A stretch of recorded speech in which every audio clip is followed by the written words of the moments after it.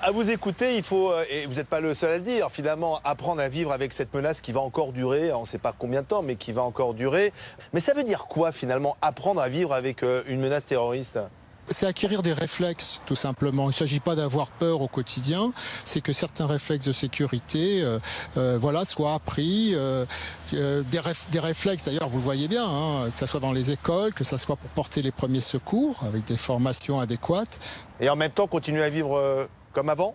Parce que sinon, on donne raison à Daesh ? Oui, voilà, c'est-à-dire qu'on vit comme avant, mais on est prêt quand même, en cas d'attaque, d'avoir des bons réflexes qui peuvent limiter les dégâts. Hein, c'est ça. Et ça nous permet justement de vivre comme avant avec un peu plus de sérénité que si on n'était pas prêt du tout. Nous ne continuons pas à vivre normalement. Ou alors c'est une normalité à laquelle il ne faut surtout pas se résoudre. Si vous voulez, la difficulté, c'est que on est toujours dans ce raisonnement flux et stock.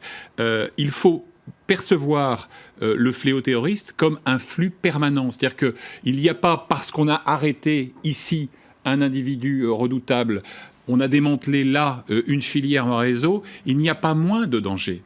Car aujourd'hui encore, même si, miraculeusement, nous pouvions couper tout lien, entraver toute infiltration d'un terroriste sur un territoire européen, le péril demeurerait. Il y a ici et maintenant suffisamment de volontaires, de munitions, d'explosifs pour continuer de faire peser ce péril-là sur nos démocraties. Donc, cessons de dire « faisons comme si tout était normal ». C'est une posture bravache dont je salue encore une fois le panache, mais non.